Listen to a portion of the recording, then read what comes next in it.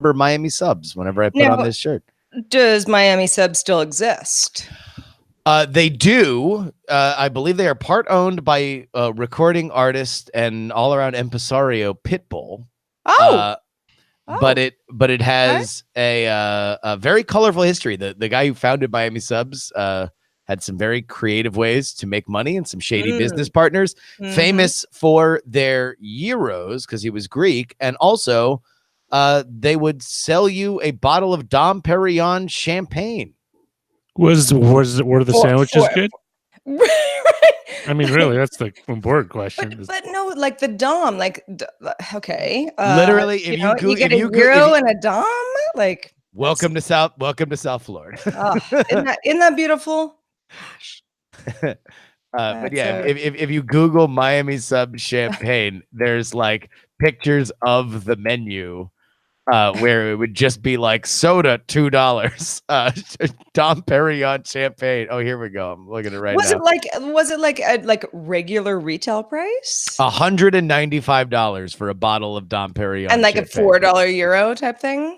Yeah. Well, the other beverages, which is what I'm looking at right now. You could have a $2 beer, $2.99 beer, a $4.69 Chardonnay. You can get a glass of champagne for $4.69. But if you wanted the bottle, which, I mean, you might need the bottle when you're eating those wings and gyros at a Miami Subs in 1995, you need to peel off that, $1.95. All right, you guys ready? I mean, sure. Yeah. Let me just wash that whole thing off of me. Yes, let's do a tech news show. All right. Here we go in 3, 2.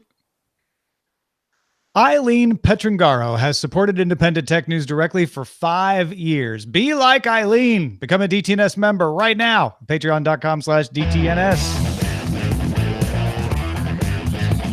This is the Daily Tech News for Thursday, April 25th, 2019 in Los Angeles. I'm Tom Merritt. And from Studio Feline, I'm Sarah Lane. From Oakland, California, I'm Justin Robert Young. And to round out the cast, I'm Roger Chang, the show's producer. I wouldn't be complete without you, Roger. Rounding out the cast today. First of all, a big thanks to Scott Hepburn, who sent us all Burger Noodle 5 t-shirts. Yay, Scott! Which are a pun on the Burganulo 5 Spotify band that was fake, that Len Peralta did art about. He also packed in some hot tamales for you, Sarah. I'll make sure you get these. Which is good because I just ran out of my last one. Perfect timing, Scott. It is perfect timing. Well done. All right, let's get on with some tech things you should know. Uber drivers in 7 U.S. cities are planning a 12-hour work stoppage for May 8th. That's the day of Uber's stock market IPO, so not coincidental. Drivers will be trying to raise awareness for better wages, clearer policies, and better employee benefits and representation of workers. Figures suggest that Uber and Lyft drivers are paid on average $8.55 per hour in the U.S. The work stoppage will happen in San Francisco, in Chicago, in Los Angeles, in San Diego, in Minneapolis, Philadelphia, and Washington, D.C. During an earnings call, Comcast CEO Brian Roberts said it is very much in everybody's interest to maintain, quote, the Hulu relationship. He added that Hulu is really valuable, and we're glad we own a really large piece of it. Apparently, they also want to find out how valuable it is, and CNBC reports that Comcast is in talks with Disney over whether it will sell its 1/3 stake in Hulu. We're glad we can cash out from Disney with this very valuable piece of Hulu. Maybe. During Nintendo's earnings call, CEO Shintaro Furukawa said, "We're always working on new hardware, and we will announce it when we're able to sell it." He added that the company has no plans to announce new Switch hardware at E3 in June. Remember, Bloomberg and Wall Street Journal are among the outlets who've been saying Nintendo might launch a less expensive Switch with fewer features, possibly in June, but it sounds like that certainly won't happen at E3 and maybe not even in June. Amazon beat expectations for profit in the first quarter of 2019, reporting $3.6 billion of net income, an all-time quarterly record. Sales increased 17% with earnings of $7.09 per diluted share. Amazon's AWS cloud division grew revenue 41% to $7.7 billion. And Amazon Studios greenlit more than 20 new and returning local original series in Q1 as well. So don't worry about Jeff. He'll be fine. All right. Yeah, it's going to be okay. Let's talk a little more about Facebook's earnings. Yes, Tom. Facebook reported its daily active users increased 8% to 1.56 billion monthly users, also up 8% to 2.38 billion. If you include Messenger, WhatsApp, and Instagram, Facebook has 2.1 billion people using its services every day. Sales increased 26% year over year, beating expectations. 93% of all advertising revenues coming from its collection of mobile apps. Facebook also reported that it will set aside $3 billion, which is 6% of its cash, in anticipation of a possible FTC fine later this year. In a related note, Canadian regulators said Thursday that they will take Facebook to court over its mishandling of users' personal information.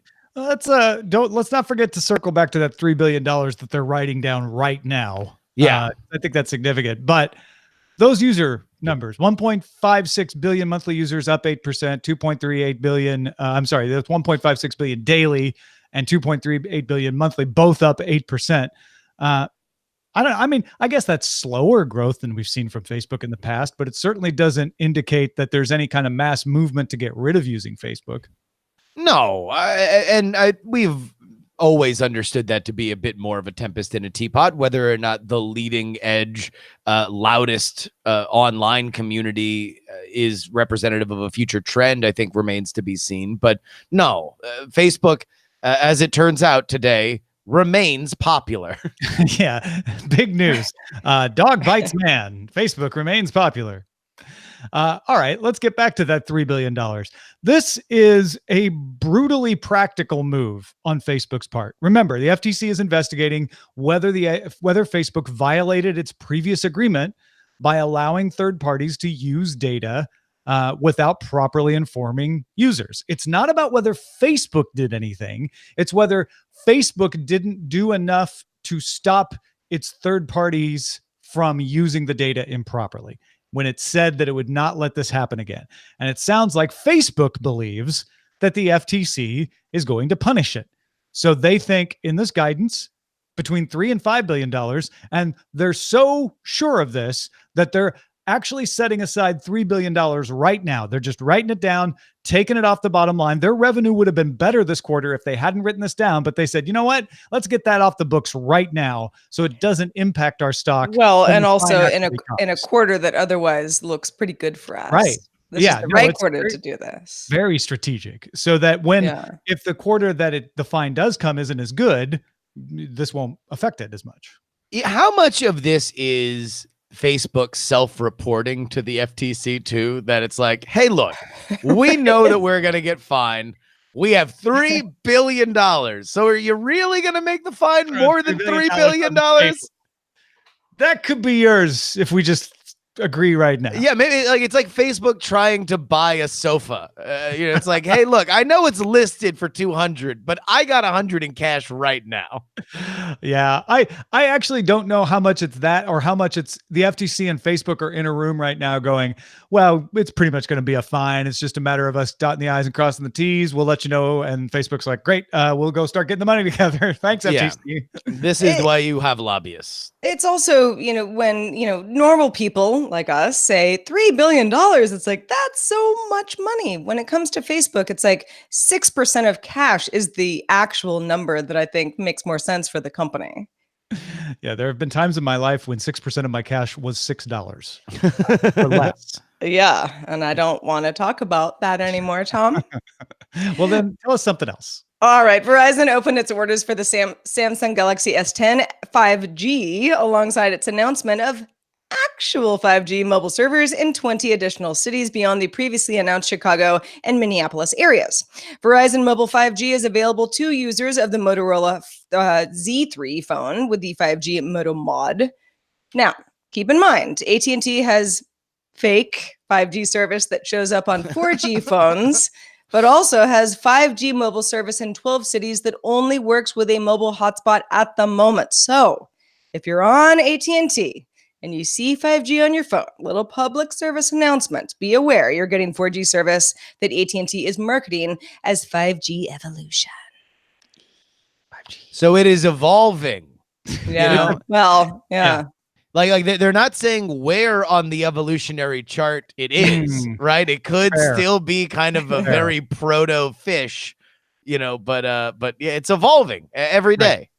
What Verizon is doing is actually using 5G to mean 5G service on actual telephones, cell phones that use 5G, going from one phone that required a mod to another phone that's a flagship phone for Samsung that doesn't require a mod. So, I mean, I'm not saying Verizon's 5G service is better, but it's very clear what it is. So I'll give them that. And adding 20 cities ain't bad either. It's got to take a couple of years for this to really permeate. And honestly, for most people, they shouldn't bother to upgrade at this point yet. Even in the places where it's going to be, it's not going to be in every neighborhood even for a few months or even a year. Yeah. Look, 5G has the capability to really kind of open up a lot of possibilities in terms of speed and communication. And I think it can be disruptive to some of the telcos, but look, it's not here yet. Don't worry. You will know if AT&T is going out of their way to mislabel something. So you might get fractionally excited now because you see something on your phone. Imagine how much money and effort they're going to put into the fact that that will eventually be a thing that you can take advantage of. So that this news will find you. Yes, exactly. And we'll try to keep you up to date when real 5G comes to AT&T so that AT&T subscribers won't have to look to see if there's a small E or not. Meanwhile, Microsoft has become a $1 trillion company again today on the stock market. Here's why. Microsoft Q1 revenue rose 14% over last year. Operating income was up 25%. Earnings per share up 20% to $1.14 per share. But with Microsoft, the interesting parts are always in the segments, and they have three major segments these days. Productivity and business processes is the one that has all of your Office 365 stuff, your Skype stuff, LinkedIn, etc. That division raised revenue 14% pretty evenly across its products, though LinkedIn stood out a little with a 27% rise. Commercial Office 365 subscriber numbers were up 27%, and consumer subscribers for Office 365 were up 12%. Office 365 revenue as a whole was up 30%, while non-cloud Office licenses fell 19%. So all that means is the money is shifting into the cloud version of Office versus the one you buy in a box off the shelf. On to Intelligent Cloud, that's Azure, and all of the Azure services, the cloud services, up 22% in revenue, with Azure itself up 73%. And the enterprise mobility installed base grew 53% to more than 100 million seats. That's Microsoft managing, a company's mobile services, including non-Microsoft phones, since that's all phones now. But the one you most care about out there is probably personal computing. That's Windows, Xbox, search, advertising, etc. As a whole, this division's revenue was up 8%. The Surface devices revenue grew 21%. Gaming revenue was only up 5%, but that's because we're in the lull on hardware for the Xbox. Software and services rose 12%. That's a healthy number. The number of Xbox Live users rose 7%. Search revenue on Bing rose 12%, but the big star was Windows. Yeah. Windows OEM Pro revenue grew 15% on higher than expected demand from commercial systems. OEM non-Pro was only down 1%. They expected it to be farther. This is, because people are getting Windows 10 free now with their upgrades all the time. And Windows subscription and service revenue jumped 18%. Now you may ask yourself, wait a minute. Why? I thought Windows was the fading out part of the brilliance of Satya Mania. Well, it's probably driven by the coming end of life of Windows 7, which means enterprises are coming in and renegotiating their Windows licenses, and that causes money to come in. And it's being drawn out. It's not all happening at once because companies are putting off the upgrades due to some Intel chip shortages. So we'll see that Windows revenue kind of spread out a little bit over a few quarters. Microsoft. So hot right now. In so many ways, right? Let me count the ways. Right. In all of them, turns out. It's not surprising because Microsoft has been on a bit of a trajectory for the last few quarters, but this is healthy numbers. Yeah, I mean, look, this was the everything that we were kind of applauding Satya Nadella for when he first came in, is refocusing the company on the things that were making money. They have done fantastic with Azure. The Surface can, in terms of hardware, they have continued to put out a product that people seem to really like, as opposed to venturing out into some of the the smartphone world that did not pay off for them in the same kind of way. And they've continued to make Xbox work, which is something that initially we heard rumors wanted to get spun out. So everything's coming up roses in Redmond. I want to put a statement out, not as an assertion, but as something to kind of test as we go along looking at tech news every day. Sure. And that is that Microsoft, Apple, and Amazon are the three companies hitting $1 trillion market cap. Now, granted, this is stock market cap. That is a weird revenue. That is a weird measuring stick, but it's not Alphabet and it's not Google. And those are the two advertising-based companies, whereas Apple has services and hardware. Microsoft has cloud and gaming and all of this stuff. And Amazon is retail and transportation and logistics, as well as cloud. Yeah. So is there anything to that? I'm not saying there is or is not. I'm just saying I want to keep an eye on that. Are we going to be talking about MAAA in the future? Microsoft, Apple, Amazon, not FANG. That's I actually think that's a pretty astute observation. Advertising's fickle. And Apple is putting out signature hardware that they have tremendous margins on. And the other two companies are selling the concrete of the internet. Any kind of cloud services will always be around as long as we still have an internet, unless there's a radical shift in how we deliver what we understand as the internet. And Alphabet's trying its best to diversify not only in non-Google companies, but also with cloud services inside Google. So I'm not saying they'll be out forever. They may be the third A in the MAAA. Ma. Yeah, like a sheep. Yeah. In the U.S. versus Carpenter on June 22nd, 2018, the U.S. Supreme Court ruled that people have a constitutional right to privacy in their physical movements, and law enforcement must get a warrant before obtaining that data. But exceptions have been sought, and the Carpenter decision is being tested in the lower courts. Tuesday, the Massachusetts Supreme Judicial Court ruled in the Commonwealth of Massachusetts versus Almanor that warrantless police access to real-time cell phone location data, whether from a phone company or collected in a device like a Stingray, intrudes on a person's reasonable expectation of privacy. The justices said that cell phones serve as a proxy for an individual's location, and that society's expectation is that, quote, law enforcement could not secretly and instantly identify a person's real-time physical location at will, end quote. The ruling, however, was based on an Article 14 of the Massachusetts Declaration of Rights, which the court notes, quote, may afford more substantial protection to individuals, end quote, than the U.S. Constitution. A similar case, the state of Maine versus O'Donnell, is still at trial. So this is interesting because it's not, will it rise to the Supreme Court? It's how is the Supreme Court decision being interpreted in practice? And what it looks like law enforcement is trying to do is say, well, wait a minute. You said we can't just get records without a warrant, but we're asking for recent records, right? We don't want to track this person's entire history. I don't think the Supreme Court meant less than 6 hours, right? And the state of Massachusetts said, no. In fact, we don't even need the Supreme Court. We can look at Article 14 of the Massachusetts Declaration of Rights and tell you, even if it's less than 6 hours, you still need a warrant. And it'll be interesting with Maine, where they don't have the same articles in the state constitution, if they'll rely more on the Supreme Court or whether they'll have their own justification. But it does seem to be the wind is blowing towards more protection for your location records, or at least requiring a warrant versus warrantless surveillance. The information reports that Amazon is testing something called utility patent neutral evaluation to fight patent infringement. Here's the deal. The seller claiming infringement makes a $4,000 deposit to make a claim in the program.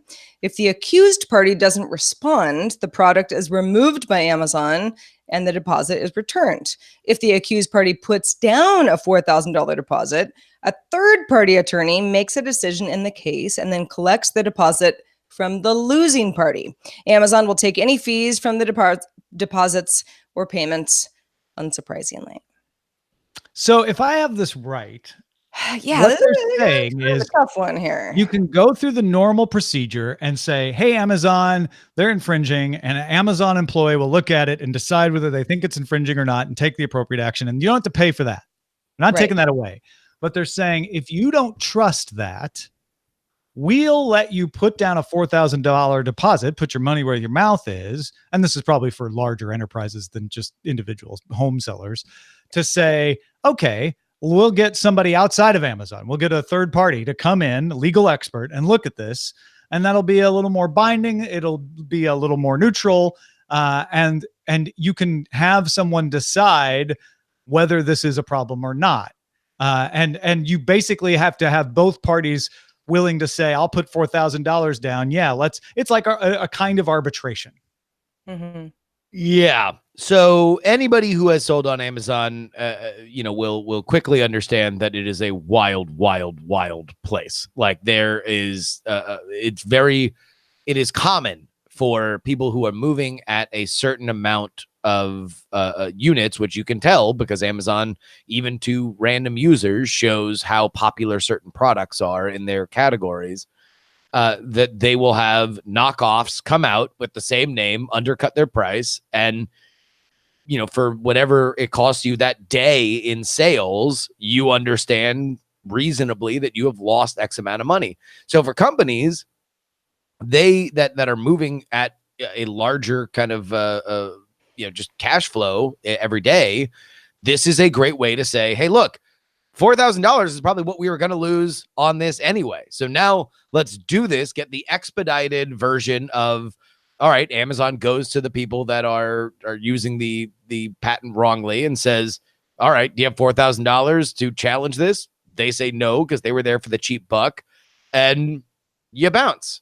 Right. This I think is just a way for people to swing a ban hammer, for players in the Amazon marketplace to swing a ban hammer more effectively. And $4,000 puts it at a range where it would be harder for it to be abused. Not impossible, but harder. Now, the question is, will it be abused? Because it can be really, really, really annoying if that's the case.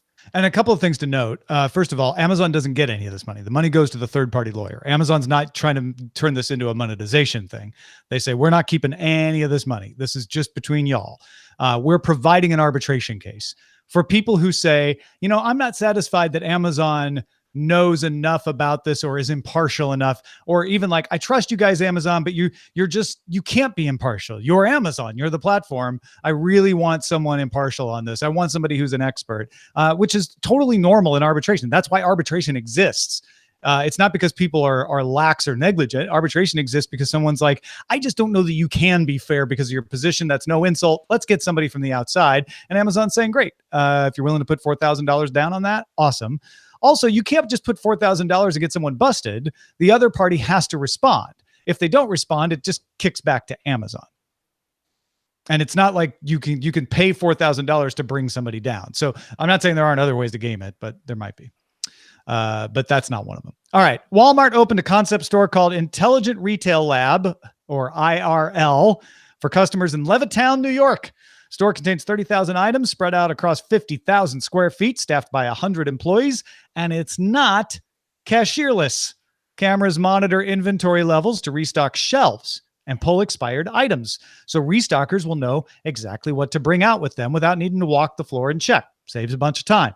The AI is also going to be used to make sure shopping carts are available, that registers are properly staffed because the humans are still going to be checking you out, and the data center that's making all this happen will be in the store and visible to the customers. That's just for fun, but kind of nifty that you'll be walking by and you can see in and see the servers and everything, and they'll have the fancy blue lights like data centers have sometimes. So yeah, I don't know. What do you guys think? I don't know.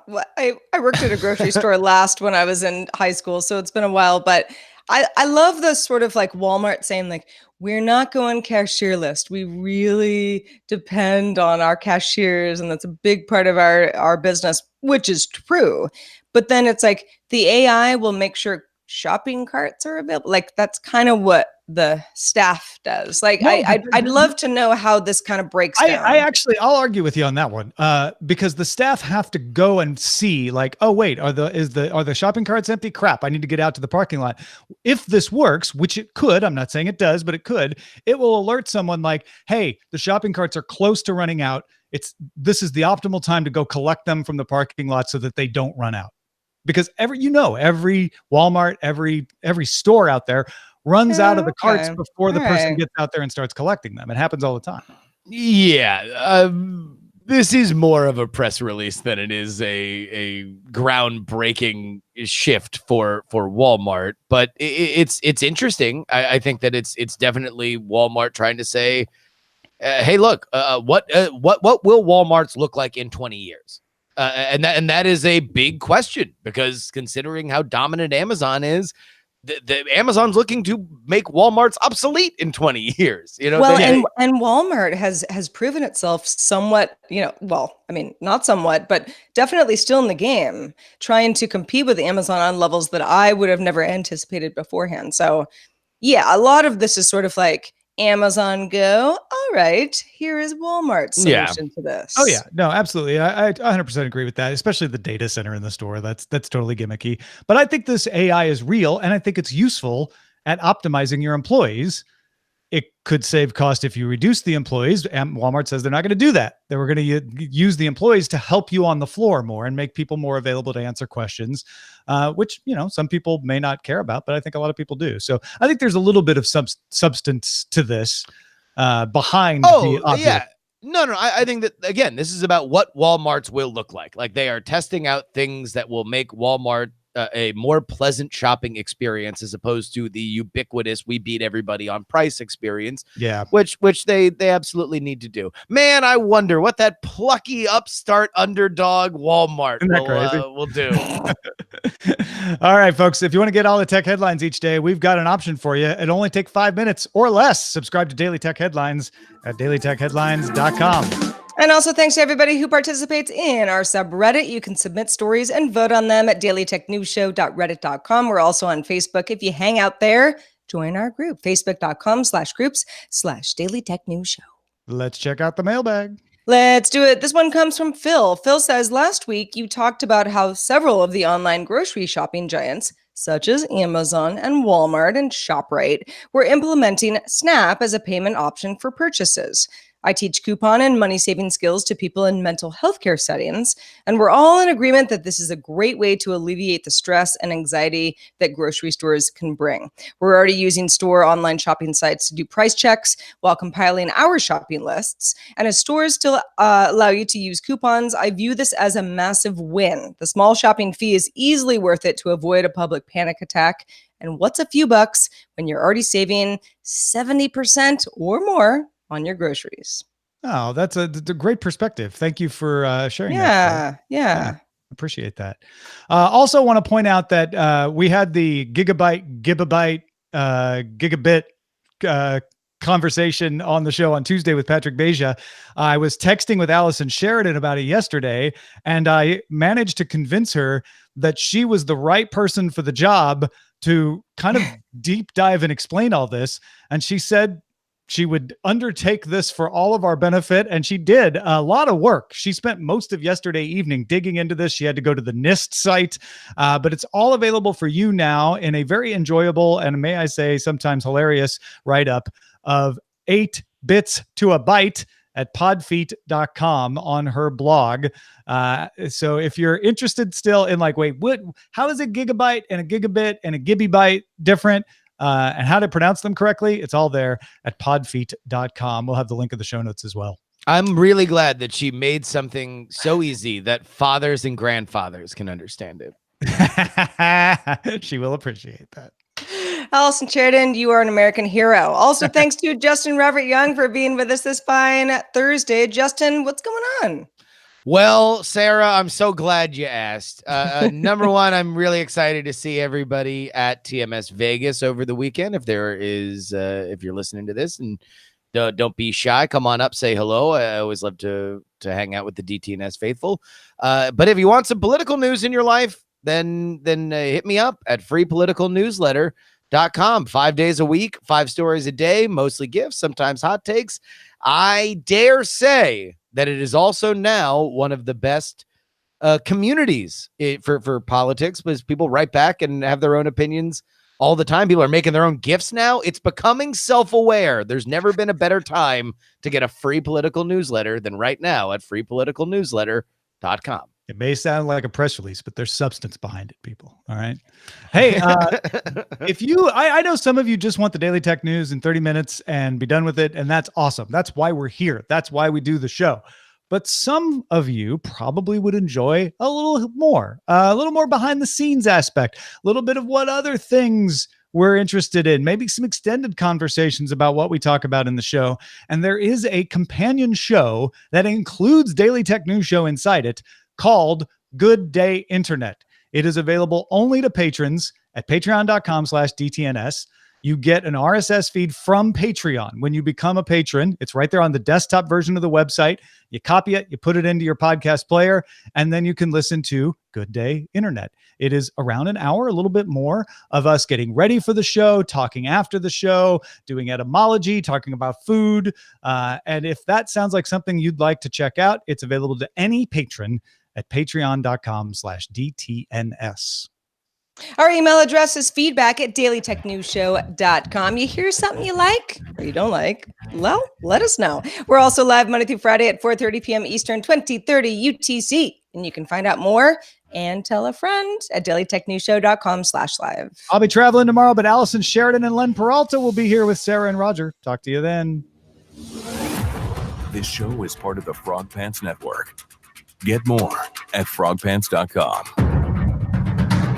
Diamond Club hopes you have enjoyed this program. What a beautiful show. It was a gem. It was a masterpiece. It had painted in all the colors. It was a real internet gem. It really was. I enjoyed that show. Yeah, it was great. We ranged far and wide. It was great. Yeah, we even on like a heavy earnings day where I'm always like, ugh. Yeah, numbers. Yeah, but numbers. But it like there was good context. Good context. Fun times. Talked about AI and we talked. Remember that show we just did? That was a great show.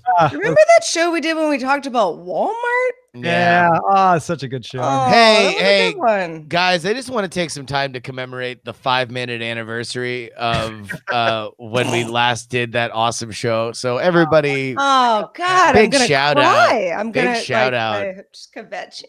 A lot of people don't even realize how influential it was 5 minutes ago. Did you know that Donald Trump was president back when that show was? Yeah, it was that's nuts. Not true, right? No, true. Wow. Yeah, that's when it was. Oh strange, but true. Huh. Yeah. Time flies. So everything's coming up Microsoft. Let's see. Expectations get beaten all over. Amazon makes money. Facebook remains popular. It's our Dog Bites Man title. See, I like that one, but I feel like it'll just like bore somebody. Hey, Ma. MAAA. Ma. Yeah. 3 A's. Ma. You gotta do it like a sheep. I don't know. I guess you guys didn't grow up with sheep. No. Thanks for following Walmart. You're so cutie. I like Hey Ma. Hey Ma. Now we also have a couple of Good Day Internet titles suggested, including Touch Me, Touch Me, Touch Me. Right. Yes. The TSA. Yes. Yeah. I guess that's it. I thought Thanks Eileen was. I'm not begging you to touch me. I'm just saying do it so I can get my stuff. Do it.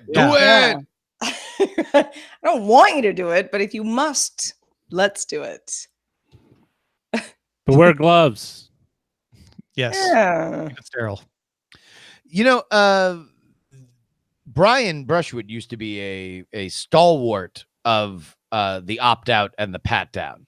Yeah. Yeah. Oh no, that was like a Uh-huh. literal political crusade for him Mhm. was to not go through the machine and to make it as awkward as He would possible. resist. Well, he would just make it. Yeah, Yeah. He would not make it easy for TSA. Right. And then I think he just got bored. He didn't, I think it probably came close to missing a flight at some point. It was like, all right, cool. Yeah. I've made my point. It didn't sink in. I decided to submit myself to further background checks and surveillance that I assumed was happening anyway in order to make it easier for myself.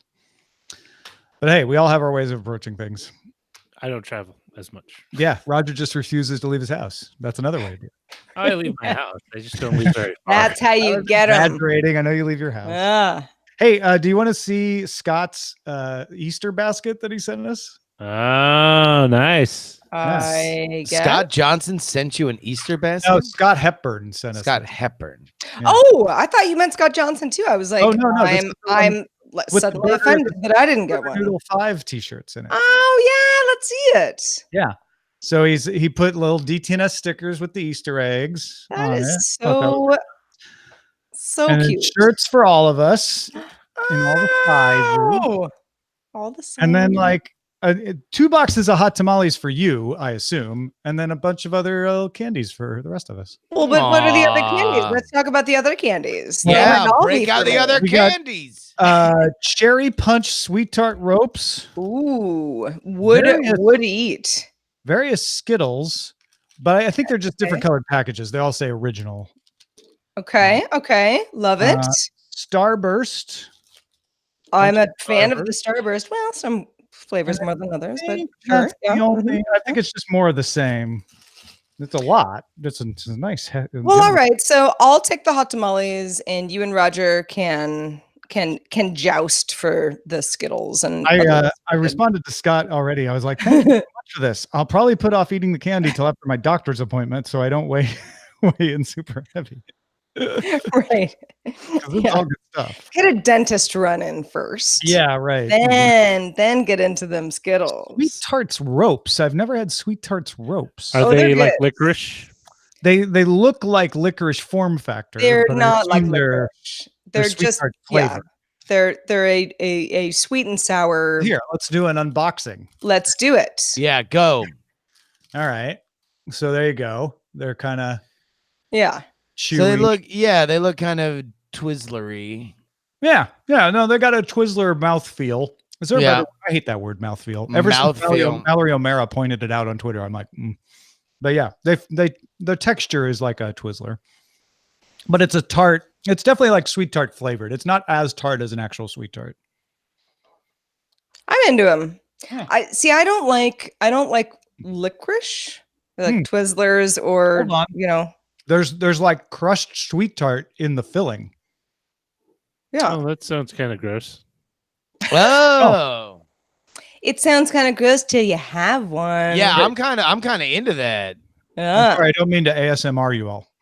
That's all right. It's all right. It's okay. I mean, as we've talked about on shows past, like I don't really like sweets, but I love hot tamales.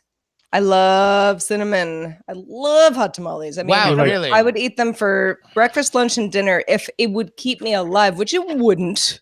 But if it did, I What would. more? Save your emails. Right. I know. I won't do it. I'm not. Do you like know, Big Red no. Shoe? I'm or not Big ending Red- it all. Big or red, Big Red big Shoes, red then? gum. Big Red Gum. That's it. Yeah. Yes, I love big red gum. Yeah. That used to be my favorite gum growing up. That's It's what I always the wanted. best. Yeah. It's the best. Juicy fruit was a pretty close second. Juicy but Big fruit Red is gonna move ya. Yeah, but Big Red is is the And everyone would try superior to give me gum. the wintergreen, and I'd be like, "Oh, thanks." Ugh, no, thank you. I'd be like, I'd rather not. My That was dad back used when to Choice was not encouraged among young people. right. My dad used to, once he stopped smoking, he had a certs phase. Guys, remember certs? Oh yeah, Like CERTS. Yep. And it was what, not wintergreen, but what's the other, like, Spearmint. Spearmint. And it was Mm. like they were the worst certs. And for whatever reason, it just worked for him. So, he's popping them all day long for a little bit. But it was like, even as a kid, I was like, I don't even want to steal these. I don't like Spearmint. Oh, not Spearmint spearmint. certs. Certs. Ugh. Trident and Tic Tacs. Those are the ones I remember as like breath fresheners. Certs with a drop of Retsin. Yeah. Retsin was the accountant over at Wrigley's, and he found out too much, and they had to. Peppermint. Yeah, I associate peppermint certs with Christmas because quite often I would get the book of certs from someone. Ooh, Usually, book like of that was certs. like a school present where they didn't know who they were giving it to, so they just bought a book of certs, and they would always be peppermint. And why couldn't they just call it peppermint? Well, they wanted to make it fun. Yeah, you can own it. No, I mean Peppermint. that's Did it fine. have- I always assumed it was like some sort of like copyright problem. Like, we No, gotta I call don't it think so. peppermint. Or like were they not actually using peppermint, so they had to get around it? Or I don't something? know. Was it like Pepto? Like Pepto-Mint? Retsin was a mixture of copper gluconate, partially hydrogenated cottonseed oil, and flavoring. Oh, jeez. It was a binding agent. I mean, I So reluctantly ate some certs, but I certainly did eat them. So who knows Certs what's going is- on in my it had- body now? It had no actual mint in it. That may be part of the reason they were not calling it peppermint. It's peppermint. It's a new mint. It's mint, it's a lifestyle. It wasn't meant for you. Wow. That's some 7th level punning right there.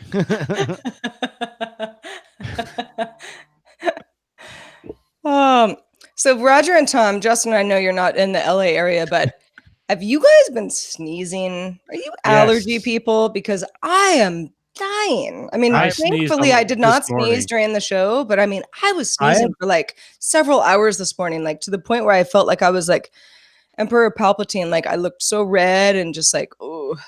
I have not been sneezing, but I don't usually get allergies in California, but Yeah. I've been noticing like my sinuses kind of. Yeah. I didn't know what it was. I thought, man, I must be really tense.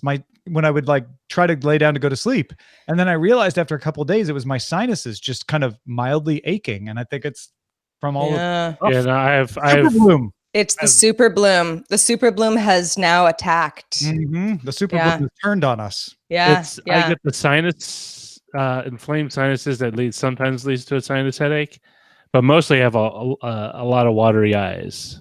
Yeah, that's my problem too. It's like there was sneezing, but it's like when I got up this morning, and I used to have really bad allergies when I was a kid, but that's been gone for years, long time. Like I had grown out of it, thankfully. But yeah, like my eyes were watering when I got up this morning, like almost like I was like crying, where you're like, what is happening here with with the eye ducts? Are you having any super bloom type stuff up in the Bay Area there, Oakland man? No, actually, it's been okay. I had a big allergic reaction going east.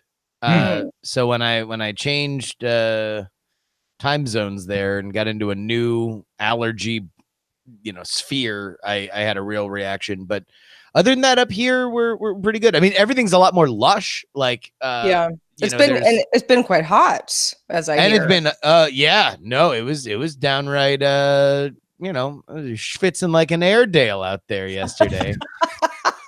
Like an Airedale. Yeah, that's how you know. That's Airedale schwitzed so much. Yeah. Well, yeah. Have you ever met an Airedale? Yeah. Oh, jeez. They schwitz. They're schwitzing. On schwitzen. I forget where is that. That's a Christopher Guest movie. If it's not Best in Show, then There's Best in Show. Yeah. There's Spinal Tap. No, but which one has There's, this? Waiting for Guffman. Which one schwitzes? Is that the one from Mighty Wind? No.